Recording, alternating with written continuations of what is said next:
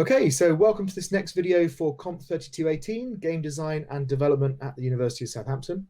My name's Dave Millard, I'm one of the lecturers on the course, and I'm here with... My name's Tom Blount, and I also lecture on the course. So, in this video, we're going to have a look at some of the games that the students have done for us. Tom, do you want to just say a little bit about what we asked them to do?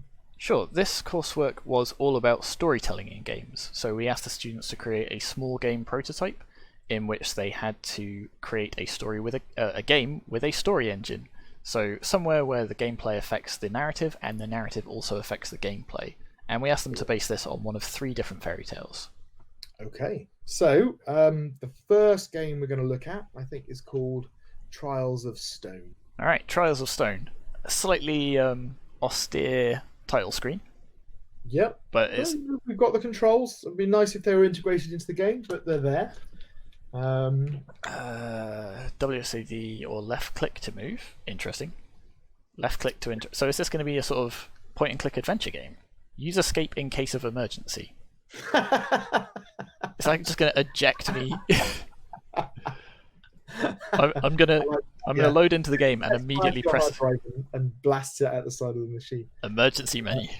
Emergency menu. So I think this is if you've broken it, you can reload it. I kind of appreciate that.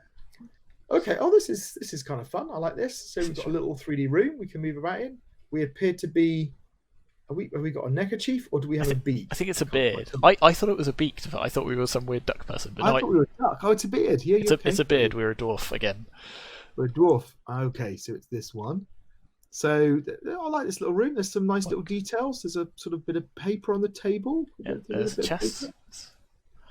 Do anything with chest? So, can we do anything with anything? I'm assuming we can. I was sort of so. It's nice that the cursor has changed to feet because you can also click to walk around. Aha! So, okay, we can't interact with any of these interesting items on the table, but if I mouse around enough, it changes and we can interact with this door. Okay. Which may not be picking up on the video actually, now that I think about it, but it should be. Yeah, no, I can see the cursor changing. Yeah.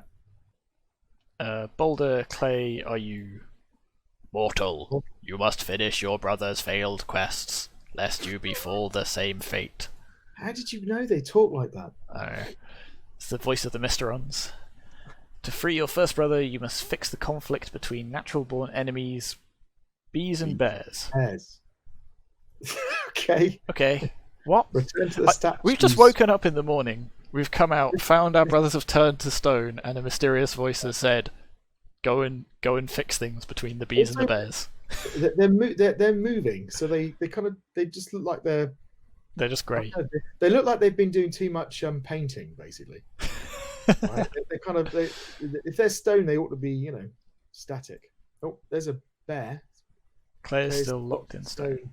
I should talk to the bear and the bee. We're still sort of just ambling along. There's a bear. He's conveniently close. And there's the bees, I guess. Right next to each other. Okay. Bear. The bees keep attacking me whenever I try to get some honey. Well, it's Pooh Bear. I should go and talk to the bee. Okay. All right. The bear keeps stealing our honey. Yeah. I should try and resolve this. Okay. The bee's beehive. All right. If you talk to the bear, do you get any different options? You could go and knock that beehive down so I could get some honey. Ah. Yes, no, you should work together. I guess we could work together. That was easy. Yeah. Bear, talk to the bee to see if they agree. So we're taking the diplomatic route here. You could distract the bear and sneak into his cave to take our honey back. You should work together. We agree that we should work together. If only your job as a hostage negotiator was this easy, right? Both the bear and the bee are now your companions. Fantastic. A strong gust of wind blows through the forest. You should go and check on your brothers. Okay, that's nice. I like that. It's a nice little. Yeah, that's exactly the same. Oh, nope, now his face has changed. Stranger, may you help me. I am turned to stone. We're not a stranger. We're your Yeah, brother. aren't we, brother? Boulder has lost his memory. Oh, okay. Okay, fine. There'll be something at home to remind him. He's only. Okay. Why is he only partially not stone? Yeah, and what about the other one? If you can. Uh, Oh. oh, we can interact with more stuff. It's a family portrait from many years past. He's the only one missing. Oh no, he's got Back to the Futured. Uh, well, if he's missing, it's not going to help, is it? What's that? Boulder So is. now we can interact with stuff. Yeah. So it's a shame that there weren't an alternative set of things so we could interact with them before, but perhaps with a different context.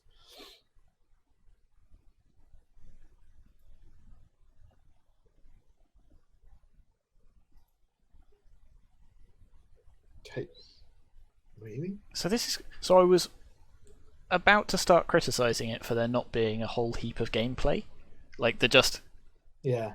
you should work together. Yes, I agree we should work together is not exactly edge of your seat kind of stuff. This is at least a little bit more interesting. Like Yes. I don't I'm not entirely sure it makes any sense. but there's at least like a little bit of deduction that we're doing. Like we shouldn't use this because he's not in it. But what about like do we take the fishing rod or the letter or what? So what was the fishing rod clue again? I can't It's remember just what it said. it's his fishing rod. He likes fishing. Oh yeah.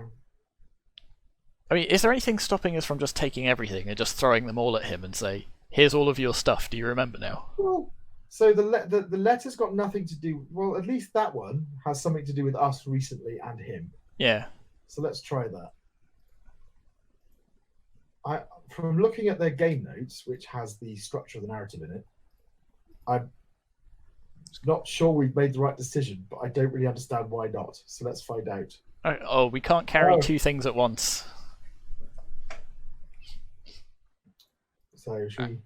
So should we go and take the fishing rod to him and see if that works? Okay, so we've decided that the photo is definitely wrong. Oh, he's back as well now. Hang on. I never finished chopping the trees in the forest. My lumberjack's axe is still in the clearing. He was definitely still stone when we went inside. He was, yeah. Go to Why are we doing this anyway? And clear the remaining trees to free me from my curse. That doesn't make much sense. It makes no sense, but at least it's clear. It is. So let's try Boulder. Let's try giving him the rod. A fine rod. Did you craft it yourself? He's complimenting my rod. It's only a day job. Maybe I should try something else. Go and try the family picture. Are you saying that because that's the right answer or because it's the wrong I answer? think it might be, and I don't know why, and I want to find out why. So the one thing that we said is definitely not the right answer is... Yeah. Okay. See, I assumed that was like the red herring when we found it. I assumed it was like, oh, it's a family picture, it's the obvious thing. Oh, but he's not actually in it. Right, but... Okay, oh, the fishing rod's gone back. Let's try that.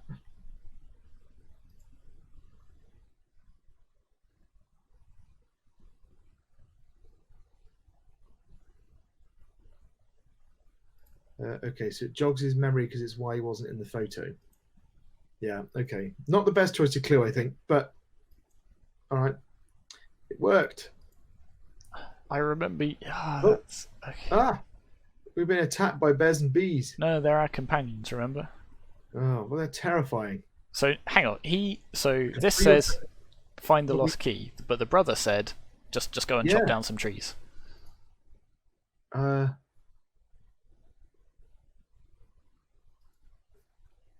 Alright, why are our brothers been turned to stone again? I don't know. The structure they've given me doesn't actually make any sense. The graph structure that I've got. And I'm trapped. Oh, you're trapped. Oh dear. And I can't walk around this way because reasons.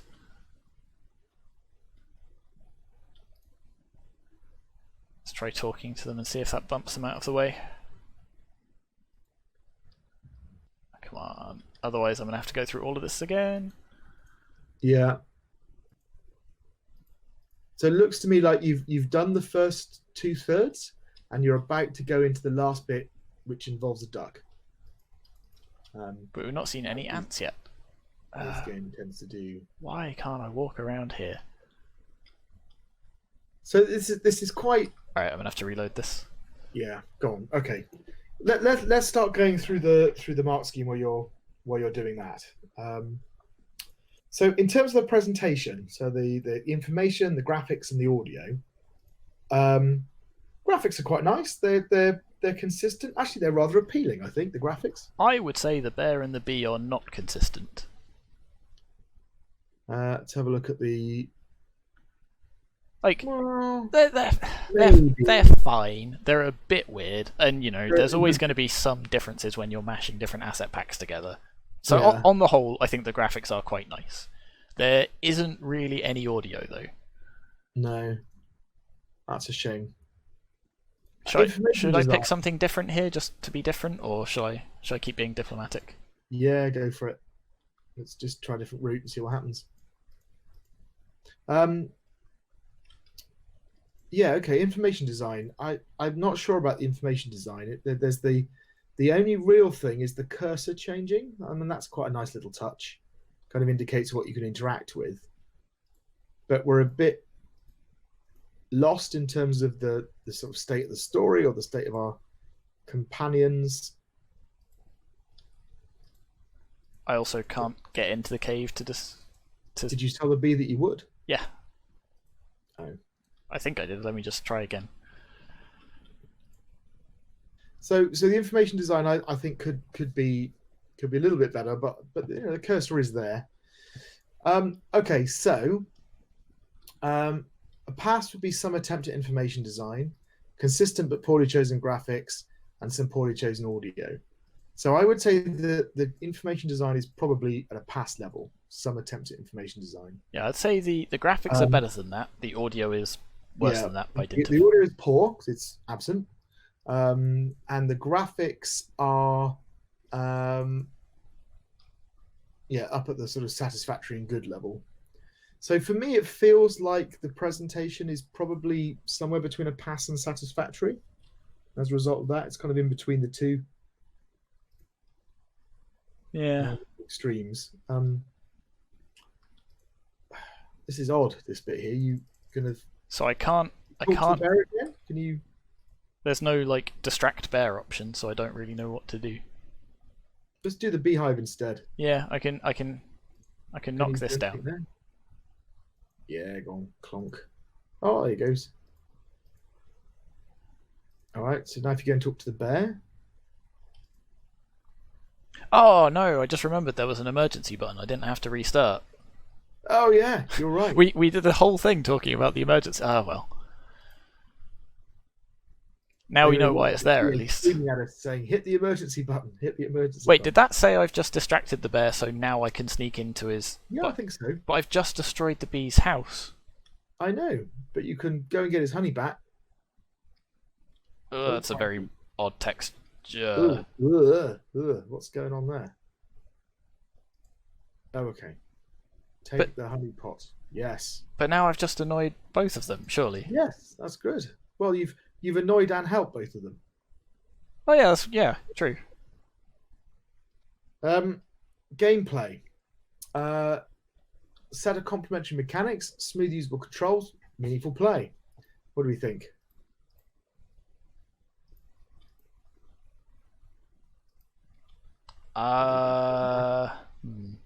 Yeah, give the bee the honey pot. Yeah, so I didn't remember that we'd already done it.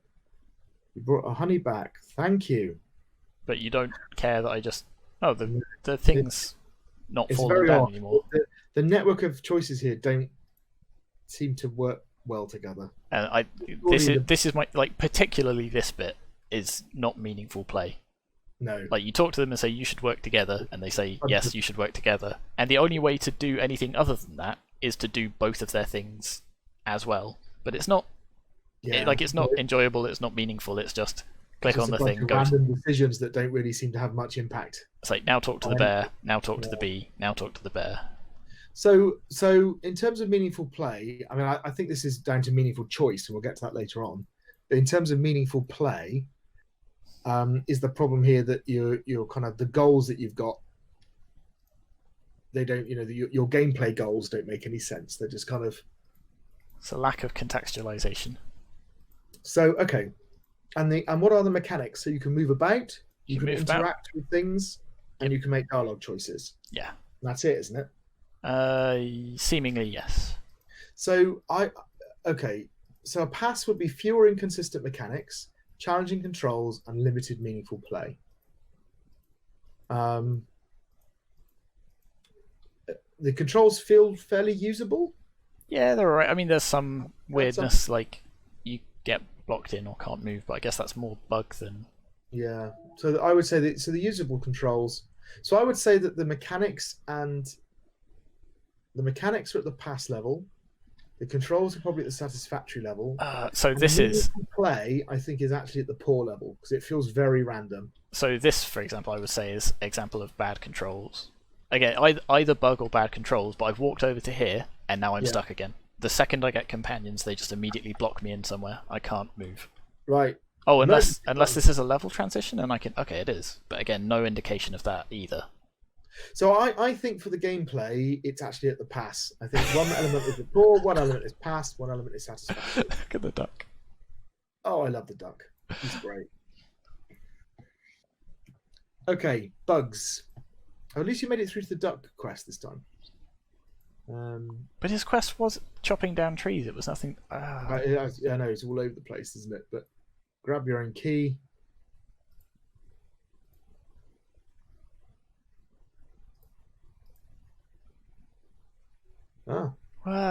So this is just. And it just resolves. Yeah. That's not meaningful play. That's just. No. And the thing is, what's the alternative? Because the alternative is I'd have had the bear and the bee and the brother with me. Yeah. And presumably they'd say the same thing. It's not like, because I couldn't have gotten past that bee and the bear thing without resolving it one way or the other. So what you just got, there are three things that can happen. You just got the auto-convince. There's another one which is negotiate, which can lead you to a bad ending. Auto-convince gets you the key. And if you didn't have them, well, you could still intimidate them and get the key anyway. But how could I not have them? Because I can't get to this point without that, surely. Yeah, don't know. Perhaps there is a way to get to this point. It's not clear. Okay, and also the duck. Let's talk about bugs. The duck just repeats the dialogue every time you click on him, even though I've already got the key from him. Let's talk about the bugs. So, yeah, pass would be the game is playable, but these are simple or there are frequent serious bugs. I mean, a lot of it comes down to, is this poor design or is this a bug kind of thing. Like, for example, the transition. I have to walk all the way over here to go to the river, but when I come back here, it doesn't put me at a logical place. It everywhere teleports me back to the house. Yeah. I'd say the bugs are things like the like getting blocked in. Being blocked in, possibly the dialogue. I mean, well, the dialogue option not picking up is kind of arguably a minor bug. I mean, I would say that the being blocked in thing and the fact that they've had to put a menu in where you reset kind of tells you that they're aware that there's some bugs and things in the game. Yeah, I agree. The game is playable. Would you call that frequent serious bugs? Would I call it complex is the other thing. Yeah, so pass would be game is simple, or there are frequent serious bugs. And I think it's a pass. I think that's the thing. It's not necessarily frequent serious bugs, but it's the simplicity. Like there are, that's the thing. There are some serious bugs, and it's a bit simple. And it's simple. I think that's what makes it a pass. Okay, story engine. So this is, does the story affect the game world, and does the game world affect the story? So, what did they say? They say that the story engine keeps track of the story and uses state variables. Later in the game, the player gains companions who help them solve problems. The narrative impacts the game world by revealing new paths to explore. Based on which story the players are going down, the puzzles in the game change when different players experience different mechanics. The game world equally impacts the narrative by the player's point and click actions. The player finds and interacts with objects that solve problems and change the course of the story. So if we think about that, it is true that in the game world you can pick up different items, and the item that you have will influence the story. It's a very simple influence, right? It's very limited as well. Until you've got the right item, it doesn't progress. Go forward. But the other thing is, like we've done that quest, we've actually completed the story and like done the following quest and completed the story, and yet I can still come back in this house and pick up items to try and jog Boulder's memory. So there's a bit of a disconnect in the story engine. It's not keeping track of what state it's in. The state of the story, so the brothers do change their status, and whether or not you interact with this, that changes.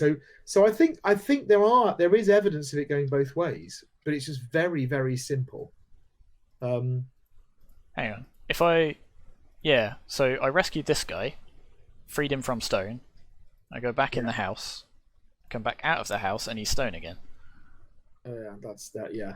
Okay. So those are the bugs we were talking about, right? Well, again, that's not necessarily a bug so much as just a not working story engine.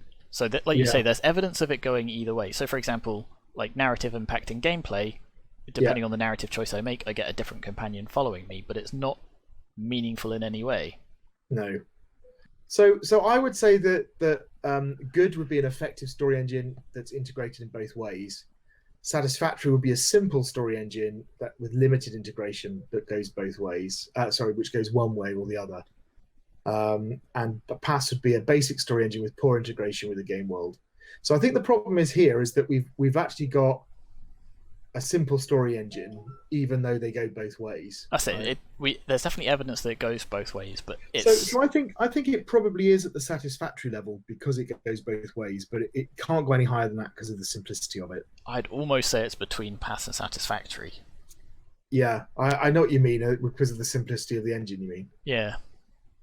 Yeah. I mean, what happens if I go back? Because it, yeah.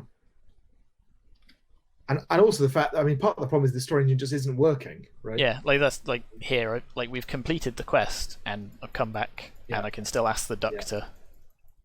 Yeah. Okay. So I think that's fair. So in terms of the agency, then, so do we have an interactive story? Are there many branching points? Are there interesting choices? And is there attempts to manage player agency? And for me,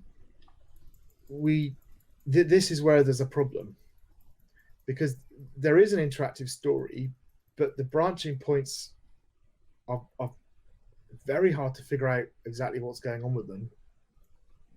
There's the attempts to manage agency are virtually non-existent, which is why you can go back and make all sorts of weird combinations of choices. And I don't think the choices are interesting either. So for me, there's a real problem with the agency here. Yeah, I agree. So a pass would be an interactive story with some branching points, but few interesting choices, and no attempts to merit, But poor would be an interactive story with few branching points, few interesting choices, and player agency is problematic. And I kind of think that's where we are. I think it might be, yeah. So the reason for that is because the system, although it does give you many choices, you've got no reason to make any of those choices. You can make the choice, and then the system doesn't seem to remember the fact that you've made the choice. So you can go and make alternative choices at the same time. And there's no context anyway, so that's why they're not kind of interesting. Okay, poetics. So this is whether the narrative and the gameplay complement one another or are in conflict. So this is going to be difficult because the story is so chaotic. It's hard to know kind of what the purpose is. It's clearly based on the Queen Bee story, which is all about do a good deed and it gets paid back to you in the end. It's all sort of about karmic balance and that kind of thing. Yeah. But so given that's clear in that you help these things and they come and help you, but you can you can help one at the expense of the other, and the other at the expense of the first one, and they still both come and help you, and it's the connection is very weird. But then I guess that's more agency. But also in the fairy tale, the brothers are turned to stone because they did evil things, but there's no context for any of that. We just wake up and they're stone. Yes. It's not like if that sort of booming voice had said, your brothers, like, it's just they didn't finish their quest. So the narrative. If it had said something along the lines of, they were wicked people and you must redeem them through your actions, kind of thing, then that would have some more basis for it. But at the minute, it feels very just disconnected from the. Yeah. So if we think about the actual mechanics, so you wander about. There's a little bit of investigating stuff, and there's some kind of dialogue-y choices. And the themes of the story are the kind of, as you said, the kind of karmic balance things. Put some good out in there, and in the world, and it comes back to you. Like this bit here, where when I can see they've tried to do it. When I just had the bee and boulder, it was just like automatic. Okay, we've convinced the duck, but now he's talking about we're uniting all animals of the forest, but we're not. There's nothing in the story to do with that. I mean, I've convinced these two to be together, but that's not what we're doing. So, a satisfactory would be the narrative and gameplay don't interfere with one another, but the key mechanics have little to do with the themes of the story. Pass would be the narrative and gameplay have some conflicts. Some of the mechanics go against the themes of the story. And I think the reason we're struggling is because the story makes no sense. Therefore, there are no themes, right? So there's nothing for the narrative, there's nothing for the gameplay to butt up against or support. It's not a case that they're directly in conflict. Like, convincing these two to work together is sort of thematic. But there isn't anything, right? There are no real themes here. It's just and that's the thing. It's not that they're working together, it's that they're not present. So I think for that reason I would be hesitant to give them anything more than a pass, even though there's no direct conflict. That some of the mechanics go against the themes of the story, and it's like, well, if there's there's very limited mechanics and no real themes, then Well, we have a category on the mark scheme that says absent. Yeah, that's true. What does that say? Well, there it would be the narrative is completely undercut by the gameplay, and the majority of the mechanics go against the themes of the story. And that's like, it's not that, because it's not working against not there, right? It's just. So they haven't made the mistake, right? So they should be rewarded for not making a mistake. But I kind of feel that anything more than a pass wouldn't be deserved because they've not worked the themes in at all. It's just this kind of sort of a slightly random rag bag. I think I would almost feel like this is below a pass, even if it's just below. Yeah. The key mechanics are opposed to the themes of the story would be a poor. But yeah, okay. So because they're absent, we'll put them between the two.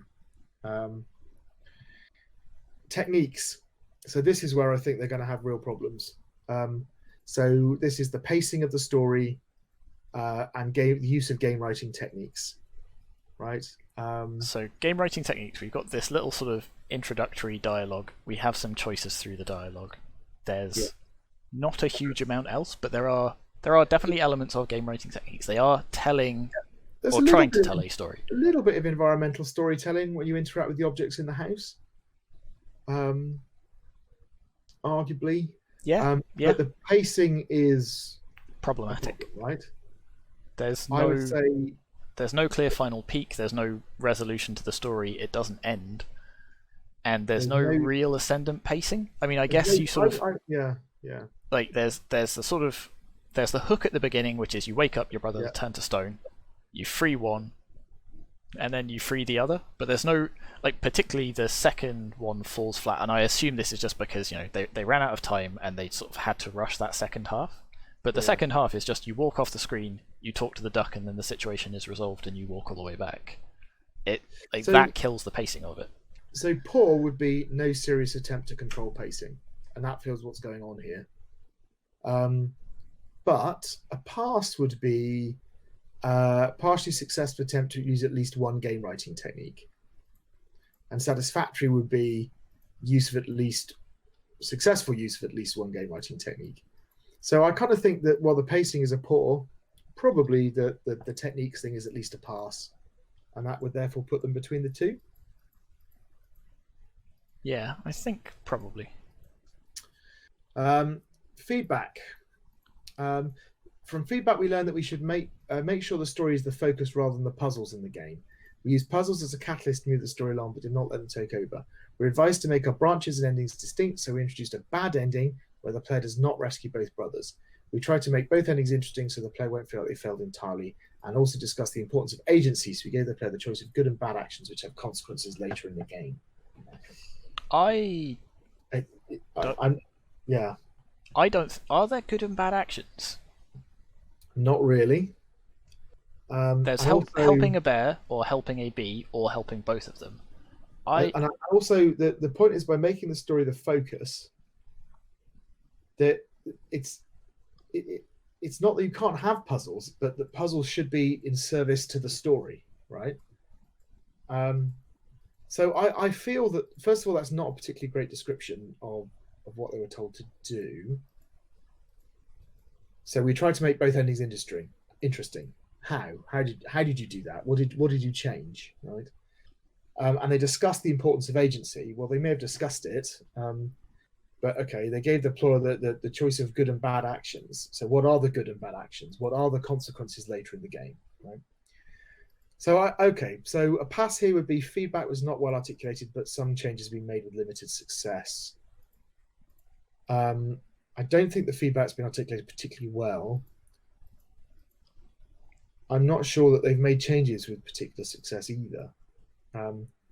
Poor would be feedback was not well articulated. Few changes have been made with little success. It feels a little bit more like there, to be honest. Yeah, I think it might be. Okay, so in this game, I think they've put together a nice little environment.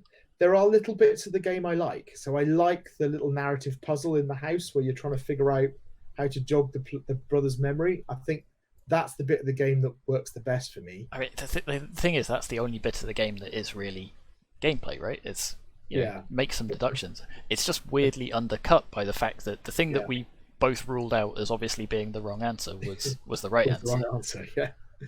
So I like that bit, but yeah, they needed to do more to make the rest of the game meaningful and to actually make it a coherent story. Okay, shall we move on?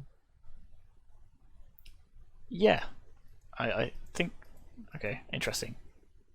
So actually, before we do, like, this is definitely the bad ending, but there's no setup to it. We don't know that these two wouldn't like each other, whereas he and the bee would.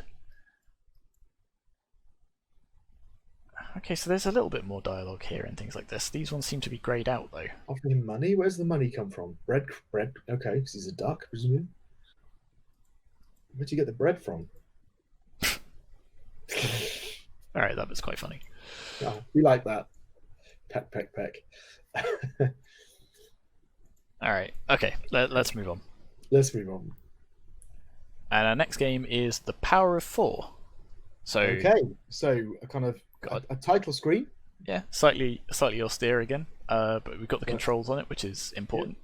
What's the sort of button thing off to the right? I don't know. I did try clicking that, and it's a graphic that's not loaded in. Perhaps I'm not sure. Okay, perhaps they've gone for an abstract style or something. Perhaps. Okay. Hold space to jump. Left shift to attack. Advanced dialogue to enter. All right, let's go for it. Long ago in the maybe they are going for an abstract thing. Yeah. It's Thomas was alone. It was actually a picture of the king, is what it was. Under the reign of King Rectangulus IV. I asked for a warrior. Is this small rectangle really my daughter's last hope? Why, he is barely more than a square. I like that. I love the king's little crown. It's great. If you are all that is left, then I suppose you will have to do. Young Rectangle, I have a task for you of the utmost importance. As you know, my disgraced brother Quadulor fled the kingdom and took my beloved daughter with him. What you may not know is that Sir Jumps-a-Lot, Sir Stabs-a-Lot, and Sir Throws-a-Lot were dispatched one by one in pursuit of him. And one by one they failed.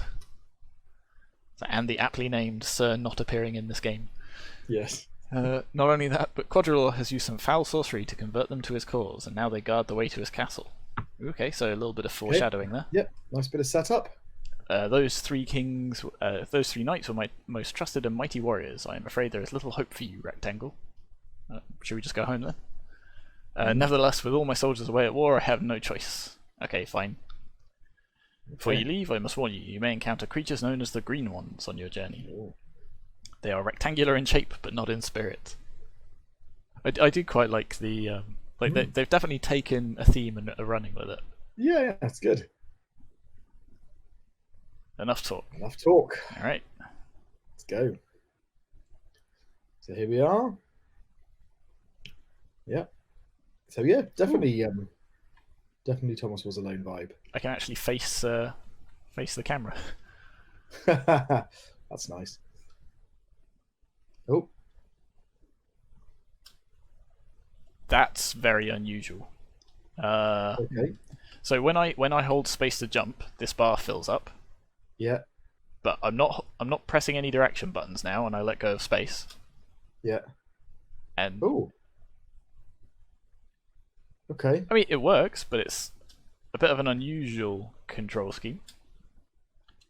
And presumably, if you only do a little tap, you only do a little jump. Yeah. So this is what happens if I hold right and try and jump. Nothing. It's very it's very unusual. Like, I'm not sure why they've gone for that. Also, I feel like that bar is getting longer at the bottom. Yeah. No, that's yeah. Okay. So can you jump straight up? Ah. Okay. So if I hold up, then I do go in that direction. So it feels almost. It almost gives it more of a puzzle vibe more than a platform vibe, doesn't it? Okay. So this is our first choice, I guess. What information do we have to make this choice? Well, do you like stairs? Or do I like bottomless pits? Yeah, I'd go with the stairs. Yeah, I would. Which is why I feel compelled to jump in the bottomless pit just to let's see what's down this way. Okay. Okay. Ooh. So interestingly, this way we've fallen down this hole, and there's an arrow this way, but there's a passageway this way. So you went down that way because you're contrary, and then you discover another arrow. Yeah. And now you're thinking, have I gone down the right way or not?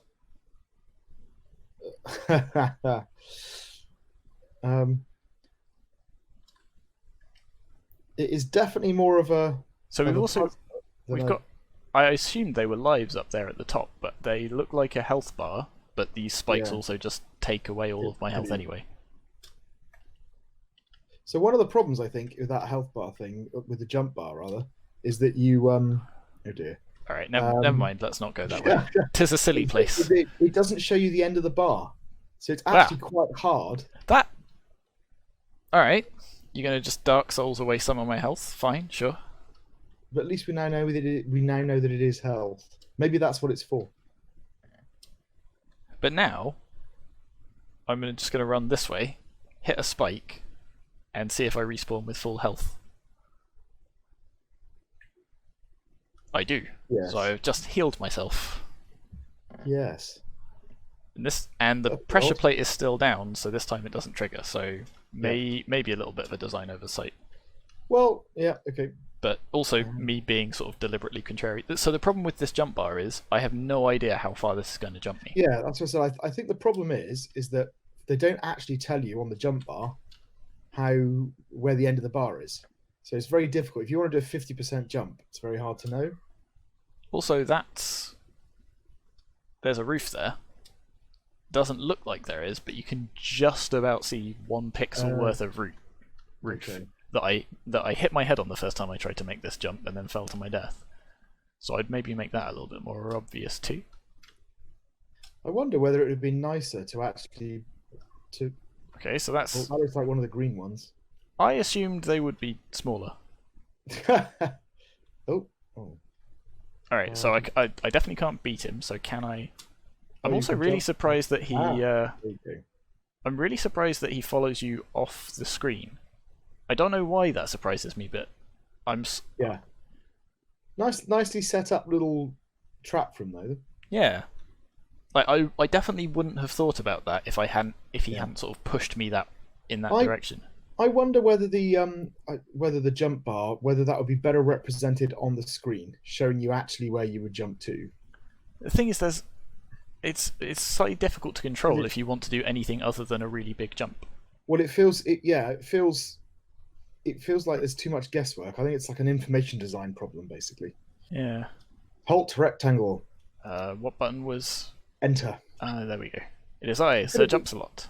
Not only a legendary knight, but a world high jump champion. Equipped with the spike boots of Tsar, I am unbeatable. Yeah, that'd do it. Ah, well. We didn't know he had the spiked boots of Tsar. I must destroy you. Prepare yourself, rectangle. How? Where? Okay.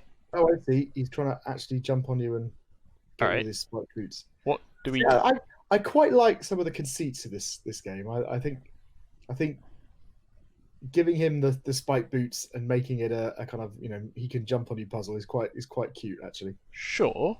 But you say, no way like, what are we meant to do? Presumably run off the side. There's a gate. Get out? Was there an attack bar? I don't think there was. Oh, Was no, there? that's right, yeah, there's shift.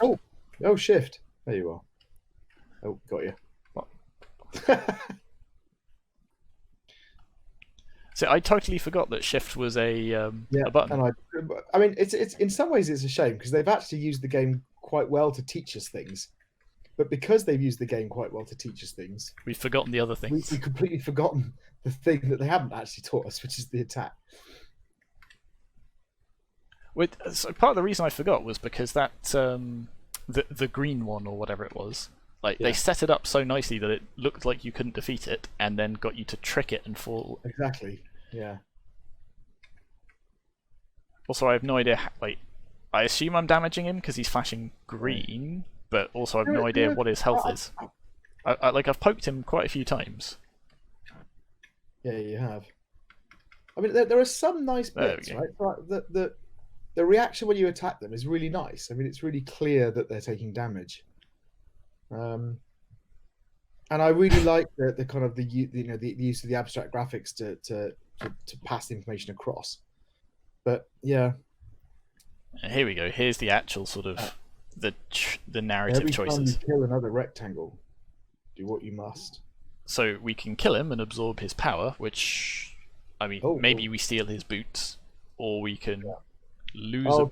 Should we leave him? No, I'm going to stab him because I want to know what happens. Oh.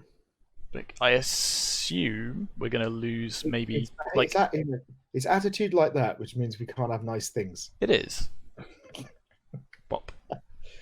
Oh dear. I actually gained max health. I thought I would gain like a jumping ability and lose some max health. No, you've definitely gained health. So I instead I assumed that we're going to gain some max health but get a worse ending then. We'll find out. Oh, here we go.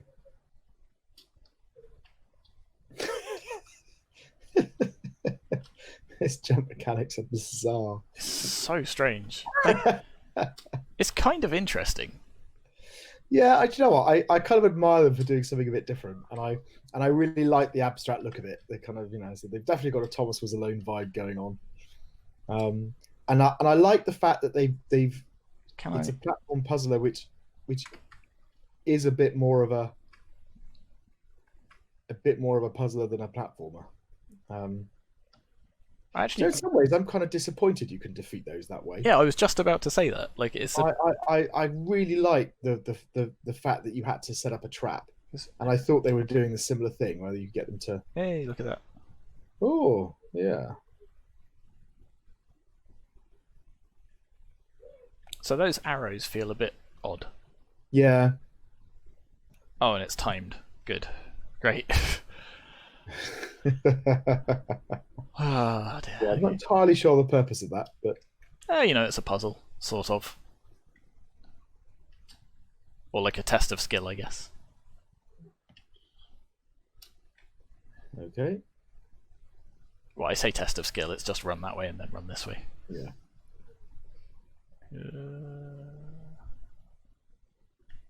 Oh, just started to move. Okay. So it's odd that this is here. Yeah. You don't need a health potion, though, do you? Well, I can't get back that way now. Okay. It's a bit odd. There's nothing to indicate you can't. Oh, I suppose there's the door. There's the other door. I'm just trying to think. So Probably could I not. have? Yeah. Hmm. Yeah, maybe you could have got across. I don't know. I guess All if right. I'd have, Now you're going to have lots of fun on this next bit. that'll be fine. I'm sure. Actually, that's a good point. At what point do I fall off a platform? Quite a long way across. There we go. See? Skills. I think the little rectangle is really nicely emotive, actually. That's good.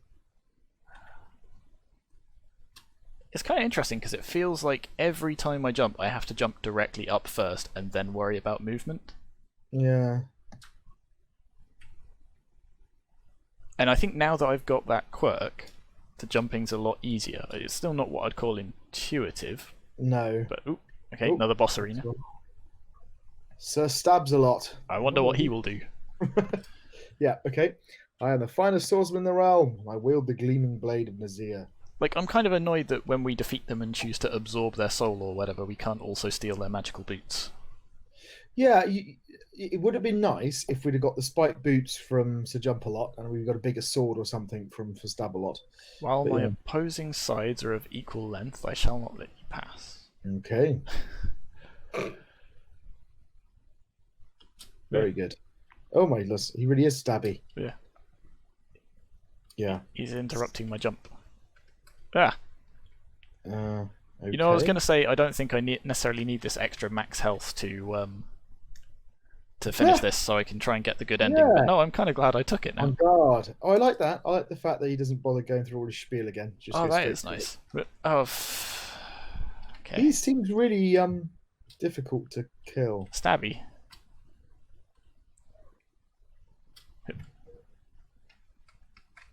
Ah, okay. So you have to jump over him and stab him in the back. But the problem is, it takes long enough to charge my jump Yeah. that he can interrupt it. Can you jump straight up and just let him go underneath you? That's what I'm trying to do. But then to stab... See, I don't have enough time to stab him before he just... No. Hmm. Oh, and now you're trapped. Hmm. And now you're dead. Alright, well, Tell you while I'm what- faffing with this, Yeah, shall we... I was just about to say, while you are figuring this out, let's go through some of the scheme. So, presentation. So we've already talked about this quite a bit: information design, graphics, and audio. In terms of the graphics, I really like it. I think it's simple, but it's effective. It's a perfect And- example of taking like such a simple like Yeah. aesthetic style, but then like really leaning into it But and sort running of into it, I mean, and, like and I framing suppose the entire game around it and putting in these, you know, like quirky dialogue lines about, Yeah. you know, well, my two opposing sides are of equal length, I shall never be defeated, kind of thing. Like it's yeah, it's yeah, ridiculous, I mean, but it fits so well and it ties it all together. We've mentioned Thomas Was Alone a couple of times, but the developer for that's exactly why Thomas Alone looks the way it does, right? Is that he didn't have the ability to create art assets. So he went for this abstract style and just went straight for it, and it works. It works brilliantly. So yeah, I think the graphics are really nice, actually, really nice and consistent and characterful and fun. The information design is kind of interesting because there's bits of it I think were really nice. So the health bar is nice and clear. I like the fact it's in the same kind of style.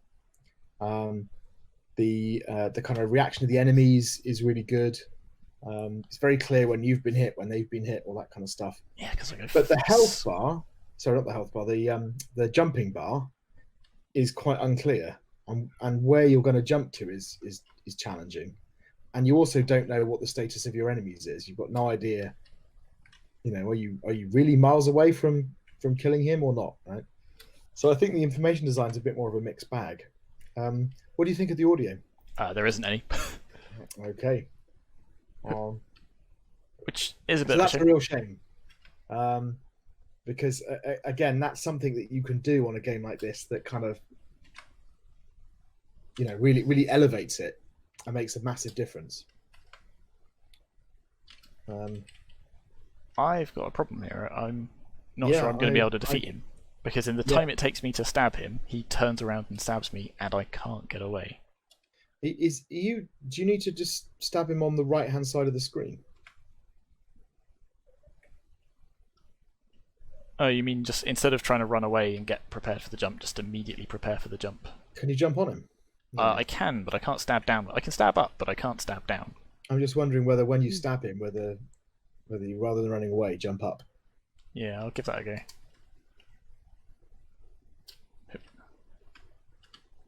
Yeah, see, he interrupts my jump, so I need a little bit of space to get away. So the audio thing is a shame, because the absent audio means that's poor. The graphics, I think I would put up at either the good level, graphics are consistent, or even excellent, consistent and appealing.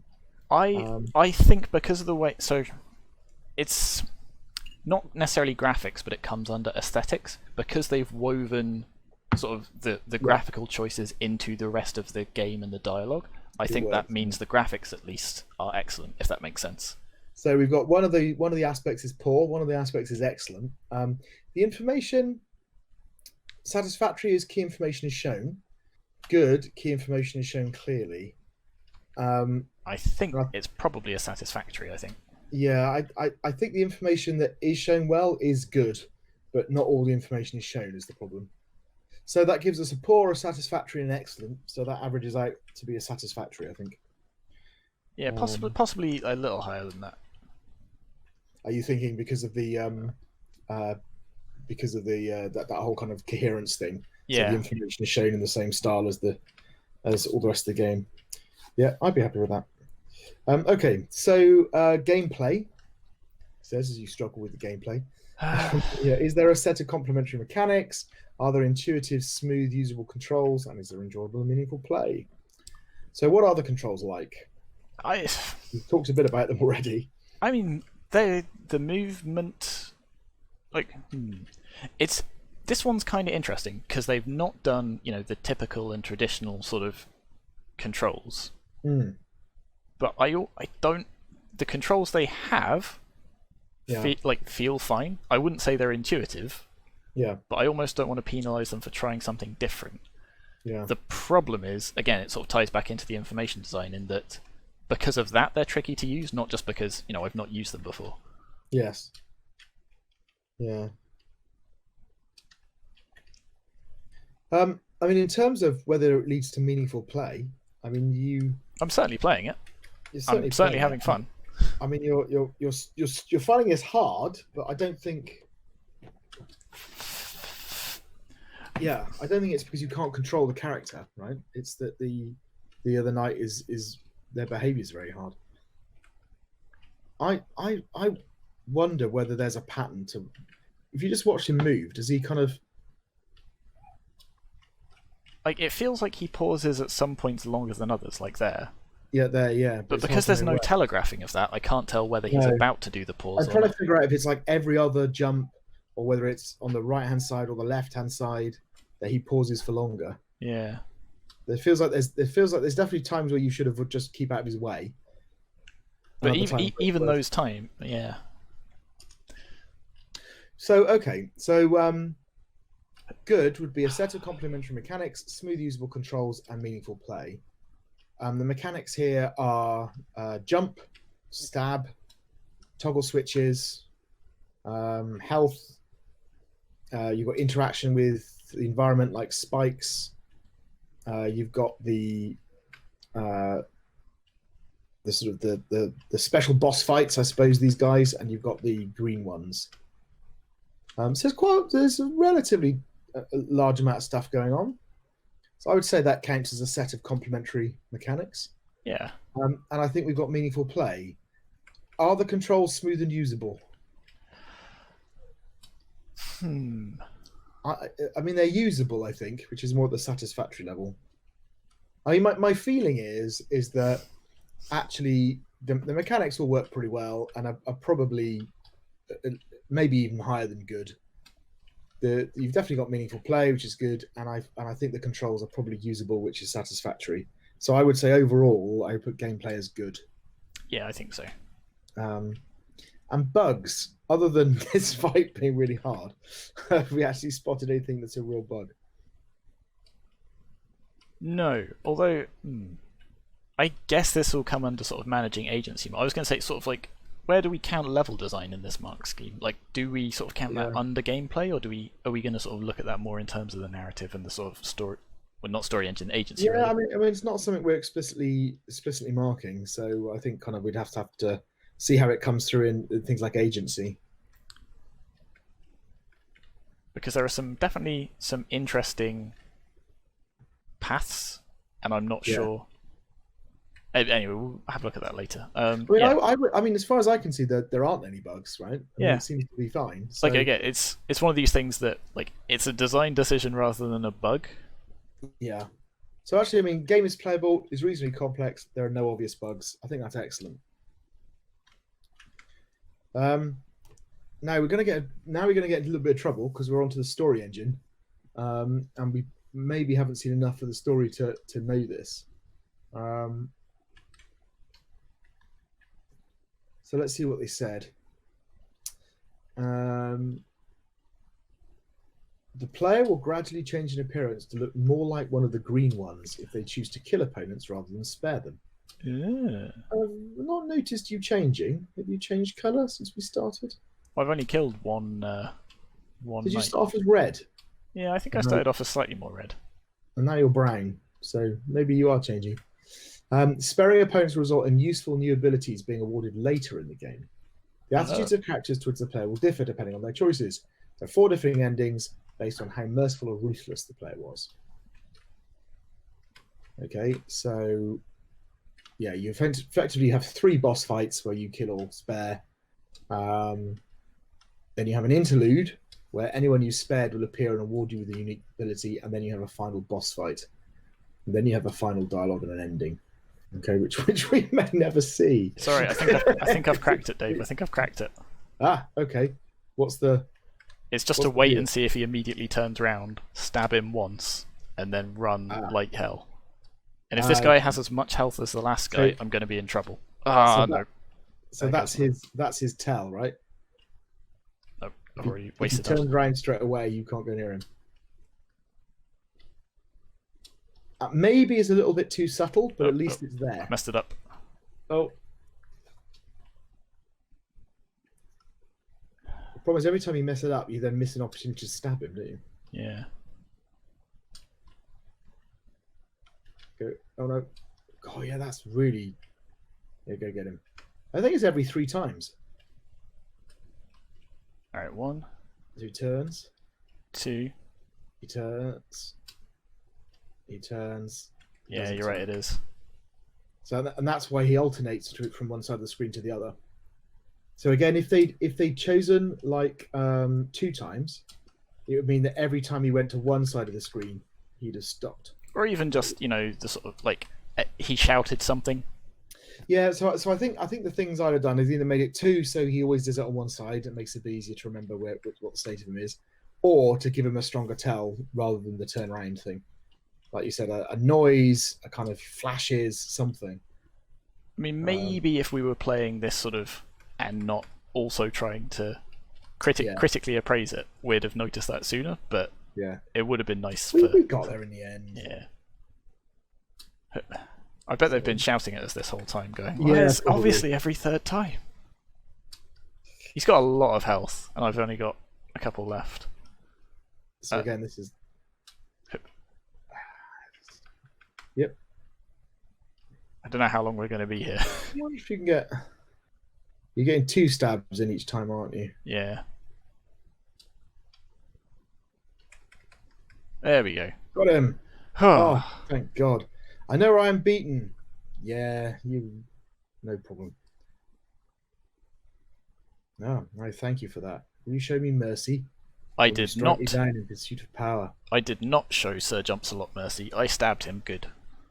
You did stab him good. Okay, so their story engine is... So story engine. Yeah, well, I mean, the story engine, they're supposed to react, but... Okay, so should we leave this one? I kind of want to leave him, but also I want to see if I turn green. Let's Yeah, I I feel think like. we should leave one of them because I want to see what happens in the. All right, I'll leave him because I want his special power. Ooh. Oh God. Oh heck. So it looks to me like you need to go right to the very edge before you jump. Oh. So I think That's very. The background for this yeah. level has changed, and I That can't is also. I also can't go back and stab him if I want to. no. So that's a little bit weird. There's a valuable lesson to be learnt here about not making your game too difficult. There we go. And there's a health potion there. Oh, But, there you are. What were we saying about not making the game too difficult? yeah, That's but good. if I'd have, like, I died, so I got reset to full health anyway. Yes. Yeah, that is slightly strange, isn't it? But there we go. All right. The challenge of the stairs. I mean, you joke, but it's harder than it looks. Yeah. Well, I mean, that might tell you something, right? That Oh, okay. At least oh, so that's not a very huge strange. distance between the next. Alright. The circle pouch of Cirilla. Okay, so here we go. Wonder if this one's going to be any easier than the last one. All right. At least they're giving us a little hint this time. Yeah, yeah. Okay, so we can use our sword. Oh, Okay. oh, wow. Okay. Ah. Hang on. Wow. All right. Fine. Oh, crikey.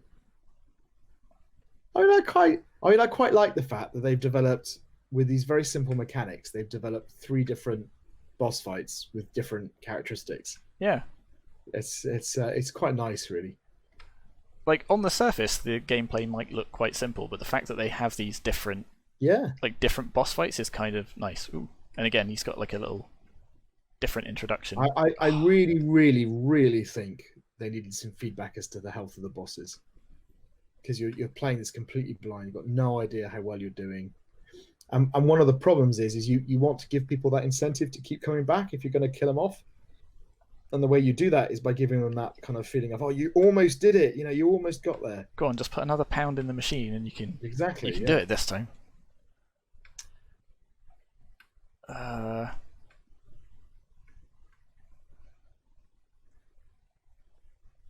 Okay. So I suppose at least you're going back to a checkpoint right before the fight, because it'd be quite painful if you didn't. It really would.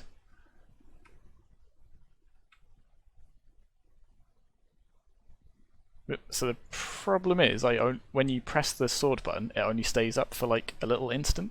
So I can't just press it as soon as I see him throw something. I have to wait until I reckon it's about to hit me. Yeah.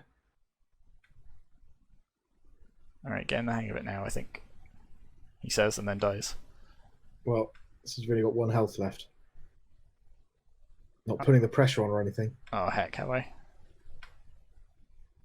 Don't let me distract you. You're doing brilliantly. You'll be fine. But see, how It's just a flesh wound. close are we? Are we? Well, that's what I mean, right? You've got no idea how close you are. Right. I think now you know what you're doing, it'll be a bit better. So based purely on the report they've handed in, what Yeah, okay. references do they have to gameplay affecting story and story affecting we gameplay? do ask them in the game notes to explicitly say how it goes both ways, and they haven't done that. So which is a bit odd, but so the story engine, Mark. This is all about does the story affect the game? Does the game affect the story? So it seems to me that they've got diegetic choices. So when you're choosing to kill the opponent or not, you're doing that in game, but that's still to a certain extent a narrative choice because you've defeated them at that point. And that does have influences on the game because you either gain an ability or you don't, right? So there's a acknowledgement there. And in terms of do your actions in the game world impact the narrative? Well, arguably, diegetic choices automatically fulfill that criteria, right? And in fact, I think that's the only example we've got here. So I think by killing the enemies, it alters. Sorry, killing these knights, it alters what the dialogue is. But well, I don't think it should do, but it didn't. Yes, you're right, actually. So it will be interesting to see well, it seems to have an influence. But I don't think there's any other examples, though. I also, don't think there's any other references to what you've done in the story. like you say, it is a diegetic choice, but it's not. I mean, it's still quite detached from the gameplay. It's a you have done the gameplay. Yes. Now do you stab him an extra time? Now it is time for a diegetic choice. Yeah, But it's not woven into the gameplay well, but it's there. So yeah, okay. So I think there is evidence that it goes both ways. The problem is that we've seen that it's a bit broken, right? And that you killed one of the knights, and that there was an issue. Now, we probably should go back and revisit our bugs mark rather than alter the story mark. So we gave them an excellent for bugs, but that's when we thought there were no obvious bugs. Well, the question is, was it just the dialogue that was broken, or has that fundamentally just not been recorded by their story engine? Yes. So, well, in either way, it's a bug, and it's a story bug. It's a story game. I think that's a fairly significant problem. Okay, so we're saying that it's... So I think it probably knocks their excellent mark down to a satisfactory, which is that there are, infrequent serious bugs. Okay, right? so but otherwise we're judging the story engine on what they designed it to do, because they put the thought into the design of it, whereas it doesn't work. It does go both ways, although it is really, in terms of game to narrative, it's about as simple as you can get, but it is there. So I think that puts them on the good for the story engine. Yeah, narrative to game, I quite like the idea of your character changing colour, because they don't explicitly say, what... Like, they say, every time you kill one of us, you'll lose a part of yourself, and we've already set up that the green ones are, they've lost part of themselves, and now they're just these, inhuman monsters. Nice. That's nice. And the fact that they don't explicitly say you're going to turn into one of those, but they subtly change your colour as you go, is a nice touch. Or it would be if I could see it happening. Let's talk about agency. So what we're looking for is an interactive story with several branching points, some interesting choices, and an effective system for managing agency. So what's interesting about this structure is that it is in effect linear. And what you have is a sequence of 3 choices around the 3 boss fights. So you could argue that gives you these tiny little pieces of interaction. But it's certainly not a network of interesting choices. But it probably counts as several branching points, I think, which is what you need for satisfactory. Are the choices interesting? So the interesting thing is they're not really calculations, because you get a reward later if you save them, right? But you don't know that. So when you encounter them, they're sort of set up as, do you want a mechanical advantage versus sort of a moral position in the story? So in other words, when you make the game harder, but you can take this route. Which I suppose... Which I think fits thematically. Yeah, fits thematically. Which we'll talk about in a minute. So I think that they are choices. Are they interesting choices? Not highly interesting, although there's not enough sort of backstory on these knights, right? And what happened to them. And I don't know that. I mean, there is quite a bit. Like, they were the bravest knights on all the land, but then they got corrupted by the main antagonist's magic. That's like, they do quite a bit of characterization of them. Also, I'm very looking forward to stabbing this one in the face. Well, you saved the last one, so... I know, you have no idea how hard that was for me. I was itching to stab him. All right, okay. So I take you mean there's I still don't think there's an awful lot to... I would say possibly one of the problems with the agency is how they manage agency in terms of the pass through the level. Because it looks like they've got some extra areas that you can explore for maybe, some treasure and stuff. Yeah. But weirdly, because they signpost both of them and say, hey, go this route or this route, that sort of hinders it. There was that one where it was only one path was arrowed or signposted, and so I immediately went, oh, okay, I should check out this totally other path first, because I bet there's some treasure in it. Yeah.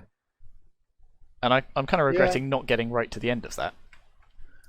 But the other path... It would be nice to see it, wouldn't it? So, So like having a clear route through the game, and then sort of some side branches that you can sort of yeah, explore afterwards. yeah. Their attempt to manage player agency is by essentially having a linear path through the story, right? With these cumulative choices, and arguably that is a way to manage player agency. Yeah. But if a player doesn't have much agency to start with, I mean, it's not really worth, Fair enough. worth very much. So I think, what we have here is probably an interactive story with some branching points, which is a pass. Interesting choices,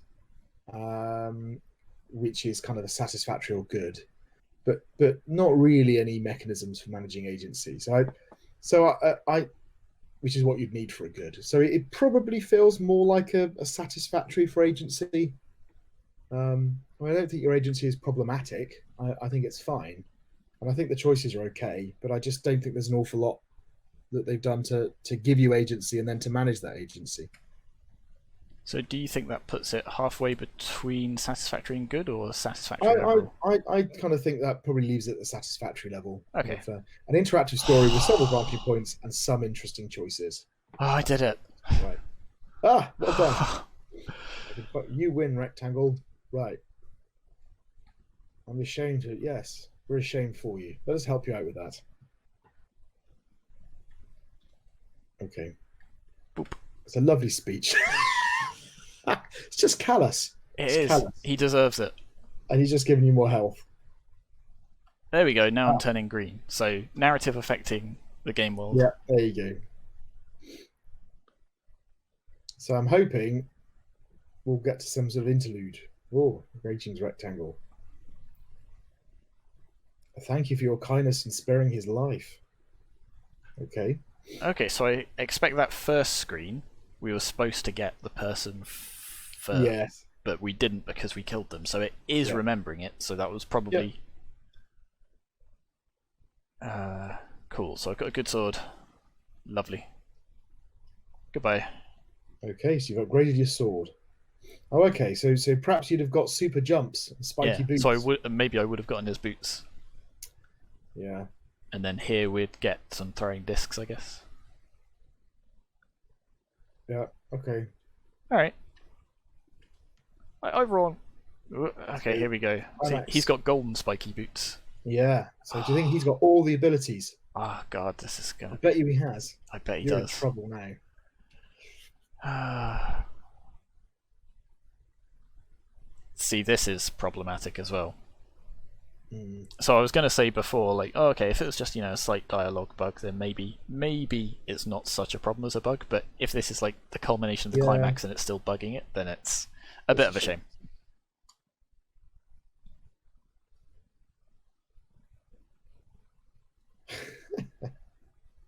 Yeah, he's got spiky boots. He's floating in the air. Yeah. Oh God, if he gets stuck there. He's got stuck there. He's got. I really wanted to see the end of this game. Yeah. I have a feeling that we're not going to see it. That looks like a... We may need to reassess that bugs mark again. That is a game-crashing bug, yeah. Oh, after all that. And there's no way back, is there? Is there a menu? Can you escape or anything? Or? No. Oh my God. Okay. I'm genuinely disappointed by that because I wanted to get to the end of this game. I think they've set this up really nicely. Let me tell you what you could have won. Okay, so there are 4 possible endings. So you get the final boss fight, then you get the princess dialogue. So you get many different possible dialogues based on your early choices, including the choice to kill or spare the final boss. And then you have the ending, and you have a good ending where you spared everyone, a neutral ending where you did not spare everyone, but you spared the final boss, a neutral ending where you killed the final boss, but spared some of the other bosses, and a bad ending where you killed everybody. Right? And we can only speculate onto what those fabulous endings would have looked like, because we're not going to have time to get there. But while you're restarting the game and going back to find out what was behind those spikes... Yeah, let's do that. Let's talk about the poetics mark. So this is basically how much the narrative and the gameplay work together. So are the key mechanics in keeping with the themes of the story? So this is interesting. So they've gone with the whole kind of, the good you go put in the world comes back to help you again in the end. So that's kind of there. The people come back and they give you special abilities at the end and so on. The story and the gameplay are quite neatly woven together, aren't they? I mean, the idea of the 3 knights, 3 different abilities, and you effectively start to acquire some of those abilities if you help the knights. I kind of like that. Yeah. It kind of works. I don't think that they're really supporting one another. I mean, the stuff that you're like, it feels like so good is they complement one another, and it feels like it's that, right? It's not that the mechanics are telling the story. It's just the mechanics are in keeping with the theme of the story, right? Does that seem fair? Yeah, the thing is, so the moment-to-moment mechanics don't really impact the theme one way or another. It's jump around, like stab stuff, fine, whatever. It's those like the few sort of branching points where it's like immediate reward versus moral high ground. And the bosses and their abilities and the way that's all woven in is quite nice, actually. Yeah. Hang on, if I just die there, do I? Yes. Okay. What about the techniques? So we're talking about, do they have good pacing? Do they use more than one game writing technique, for example?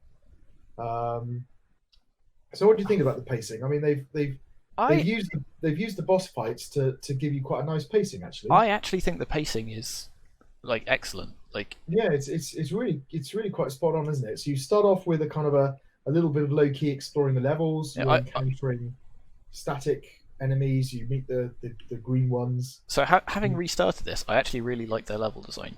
Like, I think the arrows are a bit weird, and this branching point here I'm not sure about. But for example, the fact that there's this like tricky little side passage here with a reward of like max bonus health, and the very first sort of spike trap and block thing, like because they've picked such an odd jumping mechanic. The fact that they have those things there to get you accustomed to it before throwing you into the rest of it is really nice. Yeah, they've done quite a nice job of teaching you. In fact, we said at the beginning of this, didn't we? They've almost done too good a job, because they taught us all about the jumping and using the environment, and they completely forgot to teach us about the sword. Yeah, but in terms of that's interesting. In terms of the sort of macro pacing, I guess, if you like, there's each of the 3 boss fights, and they definitely felt like they were getting harder, and then climactic boss battle at the end. And it's even before that, right? Because you get this bit at the beginning where you're interacting only with the environment, and then with sort of dumb enemies. So they really do ramp it up, and then you get these kind of peaks. It's a little bit of a shame, maybe, that between like boss 2 and 3, there's nothing. No, I suspect that might be a time issue. Yeah, which is why I'd sort of overlook that. Yeah. Like, I like that between the 3rd boss and the final boss, there's a little sort of, not an epilogue, but what do you call it? A sort of dramatic lull where you sort of see the effects of your actions so far. Yeah, it's good. So I think the excellent would be ascending pacing with more than one peak, and it feels that's where we are. Hypothetically, what would praiseworthy be for us? So that's ascending pacing with multiple peaks. So you could argue it's there. I'd argue it might actually be verging towards that. Yeah. You have each of the problem is they're more gameplay peaks. I don't know, actually. It's still woven into the narrative. They set it up right at the start. They're all encounters with the knights. They're all part of and they're not just narrative encounters, and they're not just mechanical encounters. They're both. And also, sort of tying into if you choose to kill them, and you're getting greener and greener as you go on, that also ties into it. So yeah, I think this might actually be praiseworthy, at least for the pacing. We think that the pacing might be up towards the praiseworthy end. What about the game writing techniques? So what are they using to tell the story? They've got like a dialogue system. So we have the dialogue system. There's a little bit of environmental storytelling in terms of you going green. That is true, actually, yeah. A tiny bit. I'm trying to remember. I don't think there's much more than that. That's the thing. There's not a huge amount other than that. it would have been nice if they'd had. I mean, the problem is we don't know what happens at the end. So maybe at the end you get some lovely cutscene or something, but we haven't seen it. So I think that this is the thing, we can only judge it on what we've seen, and we did ask to be able to see it in sort of around 10-15 minutes, and it's been 45. Yeah, exactly. So I think what we have here then is the game writing techniques is probably somewhere between satisfactory and good.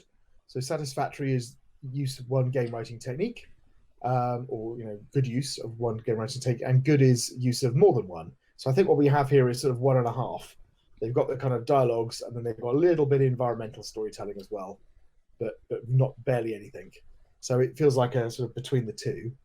But the pacing is really good. The pacing is probably up. We said it may even be at the prize at the end. So maybe overall we should think about an excellent for the techniques. Yeah, I think so. Okay, feedback. So we asked them to tell us what feedback they got and what they did in the game as a result. So they said they were told to be careful to keep the scope of the game down, as the narrative games tend to be long, 45 minutes. We have focused more on boss fights as a result, and the dialogue involved with them than on the platforming sections between each boss fight. So I think that comment about the not being a piece between the last two bosses, that's probably why. Yeah, and I think that was the right choice. Like it's a shame it's not there in a full game, but this isn't a full game, it's a prototype to showcase a specific thing, and they definitely prioritized the specific thing we were asking them to showcase. They were told to ensure that the choices presented to the player are meaningful, and they said each choice the player makes has a major impact on the game, affecting not only the ending but the abilities available to their character. So yes, so I'm not sure if they understood the meaningful bit there. I kind of, it's not meaningful in terms of consequences, but meaningful in terms of, is the choice meaningful? Yeah, is it a worthwhile choice, or is it just a win or don't win button? Yes, and it kind of, I mean, it is more than a win or don't win button. There, there's other aspects to it. I'm not entirely sure they've got to where they needed to be there. So the next bit of feedback was to ensure that the story engine works both ways. So they said, yes, it does. So they talk about the, going green, they talk about the new abilities, and the attitudes of the characters will differ depending on their choices. So yeah, so they've understood that the diegetic choice of stabbing or not, killing or not killing these knights kind of matters. And lastly, to try to ramp up the stakes throughout the game to maintain pacing. And the further into the game the player gets, the more they will be heralded as a hero or feared as a monster, depending on their choices. So actually, I think they've done a really, we've done a really good job on pacing, but they. It's a shame the dialogue was broken, and it doesn't reflect that. Yeah, that's it, which is a problem. But so I mean that's not a bad response to feedback, and some of it certainly worked. So good would be feedback was articulated, reasonable changes have been successfully made, and I think it's kind of there. It's it's a good response to the feedback. Okay. All right, I think we should probably move on. Let's move on. Our next game is Greed and Gluttony, my two favourite deadly sins. No title screen as far as I can tell on this one. We're just thrown straight into the narrative. 3 dwarves left home to seek their wealth. Well, I quite like the little pixie dwarves. They're quite fun. Yeah, a little animation. And writing to match, which is nice. There are rumours of a grand castle, yeah. Oh, I like the way they change around. That's quite fun. Full of glittering gems and gold. Yeah, again, it's a very, very simple thing to add, but it does give us more of a sense of motion than just having some sprites on the screen. And also very sparing with the text, which I appreciate, because some of the things we looked at have been a bit wordy. But none have returned. Okay. I quite like that. Yeah. I haven't slept that well in ages. What about you, Codrog? Oh, crikey. Somebody's parents didn't love him. Aye, brother. Aye, brother. Better than sleeping in the mines, I suppose. So I like the little pictures of the dwarves. I like that. And they're a very good idea to give them different coloured beards.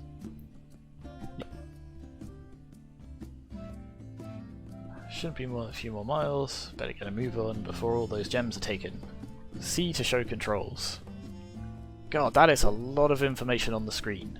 There's a lot of stuff for a very L pixely. R 1 2 3. Oh So you've got- heck! oh my Christ. Okay, so you've got melee and ranged attack, Drop drop left. left and drop right. What does drop left and drop right mean? We'll find out. And cycle Cycle target, target. consume stuff, and the most useful of all, show these controls. Okay. All right. Oh, have you memorized that? Yes. Good. So if we pop back, so I like the little dwarf. So you've got some brown beard, sort of reddish beard, and black beard. All right. Drop left and drop right aren't doing Nope. anything. You've got left and right drop. Oh, that's the thing at the top. Was that L and R? I can't remember. Left mouse and right mouse was melee and ranged attack, but they're not doing anything. And drop and Q and E, drop left and drop right aren't doing anything either. Okay, so I I'm can not sure what shift the LR targets. LR to- presumably is that weapons then, maybe? I don't know. Shift target. Oh, shift. So I So can. you can. Oh, you can actually move the dwarves. Have you got a mouse pointer? Yeah, I do.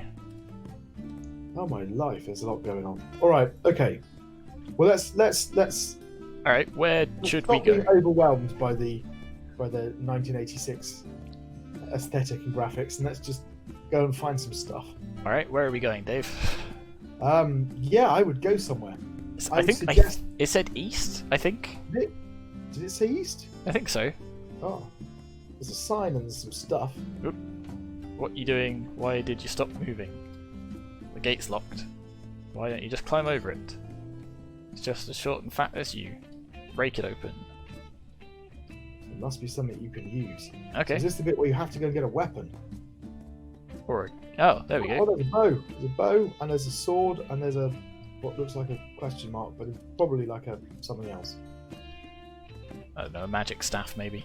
So there's a bottle over there, and I want it, but I can't get at it yet. Yeah. All right. Let's go and get So some. so I guess managing our agency by forcing us to pick up these things before letting us yeah, proceed. yeah. I like that. And then Sort of odd that they're just lying in a field. A rotten bow bow. does 4 damage. Okay, there we go. So now we've got a bow, so if I right click... okay. That's Well, actually a weirdly satisfying animation, I really like that. Yeah, that's good, isn't it? All right, and then you can pick that up. But I don't know where it is, or is it a thing? Training sword. So is that question mark thing not a thing? Is it like just a? Oh! I've just realized... So drop left and drop right Oh, to I see. drop the things in my left and right slot. So the staff does 5 damage, and why would I not want a bow that... why... What? Where? So fireballs or a rotten bow? Well, I'm guessing the fireballs. Kind of. Wait. That does 4 damage. Does 4 damage, and seems just as slow? Yeah. Let's get the staff of rotten staff of fireballs. Alright, let's hang on to that. Don't forget your sword. I've got the sword. And then you get through gap. So I quite like that. I quite like the pick up. You've learned about picking stuff up and dropping it, and now you're going to learn about attacking in order to get through the gate. That's quite good actually. Gate's fireproof. I'll There we go.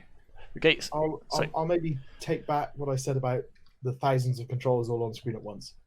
They are at least- they're at I least still been- think there maybe could have been better ways of... there definitely could have been better ways of introducing you to the specific controls. Also, But in terms of familiarizing yourself with the controls, I think they've done quite a nice job. something I hadn't considered though. So we've got our hearts up here, and Yeah. then we've got this green bar. Yeah. What's the green bar? No, I yeah, no, assumed the green bar was a health bar, but now I've just noticed the hearts. From hearts. I have no idea what that is. Got a yellow Yeah. potion. Should I drink the yellow yellow potion? potion? What does the yellow You- potion do? No idea. All right. There's a Okay. bow. So somewhere down here is that. Down here was that potion you wanted. Yeah, so I've got a blue potion now. I got a blue. Well, that's handy. Well, obviously because they match up with some of the other iconography on the screen. I don't So like the maybe look of those bones. You're the one carrying the weapons. Make sure it doesn't happen to us. Okay. That's an excellent point actually. Why aren't you picking up any of the weapons? Why am I having to do all of this? So so we've got red health and a green bar, and we've got a yellow potion and a blue potion. place is huge. As long as we head east, yeah. So we're going east. I quite Or like maybe some north. of this sort of flavor text that's coming up. It's quite good. Oop, there's a red potion. Oh, you're a sucker for potions. I sure am. So at least we now have a potion that's the same colour as something on our interface.